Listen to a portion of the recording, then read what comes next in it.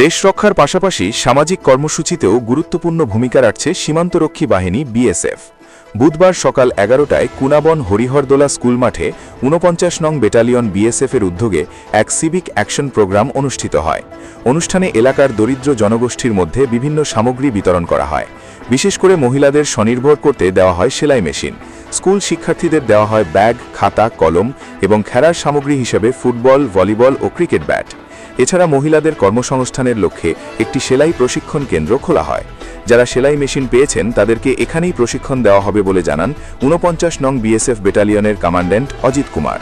তিনি আরও জানান, বিএসএফের নতুন ড্রেস তৈরির কাজও এই প্রশিক্ষিত মহিলাদের মাধ্যমে করা হবে এবং প্রতিটি ড্রেস সেলাইয়ের জন্য সরকারিভাবে ৩৭৮ টাকা পারিশ্রমিক প্রদান করা হবে। এলাকার মহিলারা এই উদ্যোগে অত্যন্ত আনন্দিত। তারা জানান,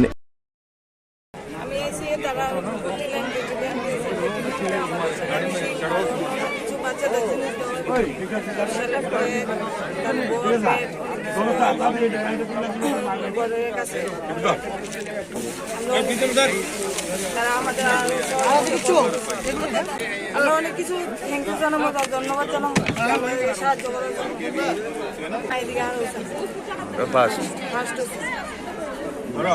এই ধরনের অনুষ্ঠান এই এলাকায় আগে কখনো হয়নি।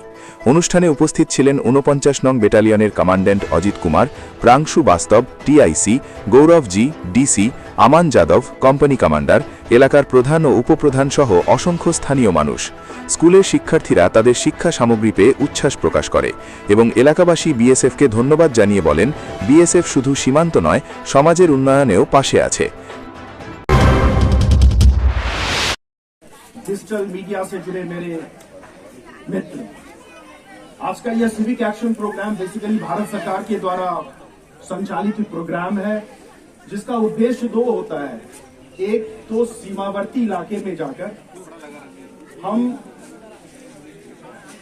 इन कार्यक्रम के माध्यम से वहां के जो लोकल पॉपुलेशंस हैं और जो सिक्योरिटी फोर्सेस हैं उसके साथ एक बढ़िया सामंजस्य बिठा सकें। और इसका दूसरा उद्देश्य बड़ा साधा सा और सरल रहता है कि जो कुछ बीएसएफ की माध्यम और भारत सरकार की माध्यम से यहाँ की चंद एक जो जरूरी चीजें हैं वो लाकर हम उनके बीच बांट सकें, ताकि उनके जीवन का स्तर को कुछ हम अच्छा कर पाएं। ये हमारी एक हमारा प्रयास रहता है इस कार्यक्रम के माध्यम से इन दो चीजों को पूरा करने का। मैं आपको जानकारी देना चाहता हूं कि हम लोग 49 बटालियन अपने पूरे इलाके में अलग अलग जगह पर इस बार इस प्रकार का कार्यक्रम एक अलग ढंग से आयोजित कर रहे हैं। हमने थोड़ी सी इसमें बदलाव किया है और ये आप लोगों के सुझाव पर ही किया है।